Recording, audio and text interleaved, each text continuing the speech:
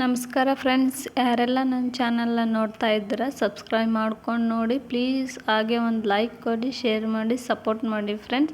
ನಾನಿವತ್ತು ಕಲ್ಲಂಗಡಿ ಅಂದರೆ ವಾಟರ್ ಮೆಲನ್ ಮತ್ತು ಕರ್ಬೂಜನ ಜ್ಯೂಸ್ ಮಾಡೋದು ಹೇಗೆ ಮತ್ತು ತಿನ್ನೋದು ಹೇಗೆ. ಈಗಂತೂ ಸಮ್ಮರ್ ಸ್ಟಾರ್ಟ್ ಆಗಿದೆ, ಬೇಸಿಗೆ ಕಾಲ, ತುಂಬಾ ಬಾಯಾರಿಕೆ ಆಗ್ತಾಯಿದೆ. ಹಾಗಾಗಿ ಈ ಹಣ್ಣುಗಳನ್ನು ತಿನ್ನೋಣ ಬನ್ನಿ.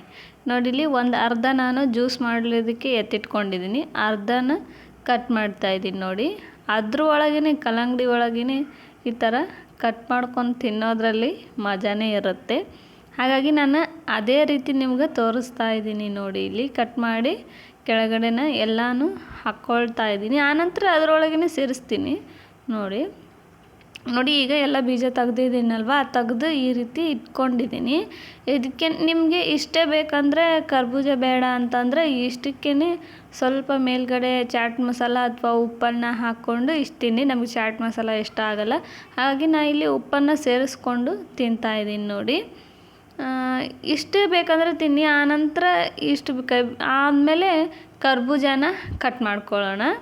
ನೋಡಿ, ಅದನ್ನು ಸಹ ಸೇಮ್ ಮಧ್ಯಭಾಗದಲ್ಲಿನೇ ಈ ರೀತಿಯಾಗಿ ಕಟ್ ಮಾಡ್ಕೊಳ್ಳಿ.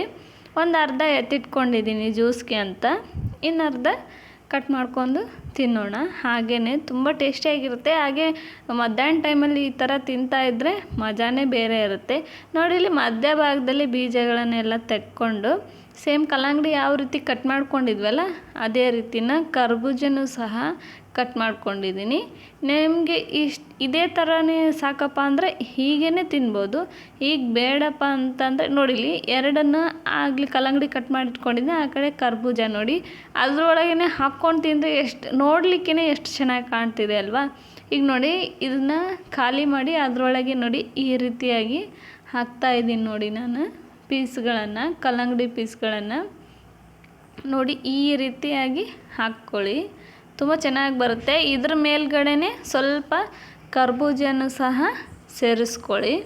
ಕಲ್ಲಂಗಡಿ ಮತ್ತು ಕರ್ಬೂಜನ ಎರಡನ್ನು ಈ ರೀತಿ ಸೇರಿಸ್ಕೊಂಡು ತಿಂದರೆ ನೋಡಲಿಕ್ಕೂ ಕಲರ್ಫುಲ್ಲಾಗಿರುತ್ತೆ, ಹಾಗೆ ತಿನ್ಲಿಕ್ಕೂ ಟೇಸ್ಟ್ ಅನಿಸುತ್ತೆ, ಮಜಾನೂ ಬರುತ್ತೆ. ನಾನು ಮಾತ್ರ ಹೀಗೇ ತಿಂದೆ. ನೋಡಿ, ಕೆಳಗಡೆ ಕಲ್ಲಂಗಡಿ ಹಾಕ್ಕೊಂಡಿದ್ದೀನಿ, ಮೇಲ್ಗಡೆ ಕರ್ಬೂಜನ ಹಾಕ್ಕೊಂಡಿದ್ದೀನಿ ಅಲ್ವಾ. ಈಗ ನಾವು ಜ್ಯೂಸ್ ಮಾಡ್ಕೊಳ್ಳೋಣ. ಅದನ್ನು ತಿಂದ್ವಲ್ವಾ, ಈಗ ನೋಡಿ ಅರ್ಧ ಕೆಳಗಡೆ ಅರ್ಧ ಕಟ್ ಮಾಡಿ ಇಟ್ಕೊಂಡಿದ್ವಲ್ಲ ಆ ಕಲ್ಲಂಗಡಿಯನ್ನು ಸೇರಿಸಿದ್ದೀನಿ, ಅರ್ಧನ ಕರ್ಬೂಜನಕ್ಕೆ ಸಹ ಸೇರಿಸ್ಕೊಂಡಿದ್ದೀನಿ. ಇದಕ್ಕೇನೋ ಒಂದು ಅರ್ಧ ಲೋಟದಷ್ಟು ಹಾಲನ್ನು ಹಾಕ್ಕೊಂಡಿದ್ದೀನಿ. ಇಲ್ಲಿ ಸ್ವಲ್ಪ ಕರ್ಬೂಜ ಸ್ವಲ್ಪ ಸಪ್ಪೆ ಅನಿಸುತ್ತಲ್ಲ, ಹಾಗಾಗಿ ನಾನಿಲ್ಲಿ ಸಕ್ಕರೆನ ಸ್ವಲ್ಪ ಜಾಸ್ತಿನೇ ಯೂಸ್ ಮಾಡಿದ್ದೀನಿ. 4 ಟೇಬಲ್ ಸ್ಪೂನ್ ಆಗೋಷ್ಟು ಸಕ್ಕರೆನ ಹಾಕಿದ್ದೀನಿ.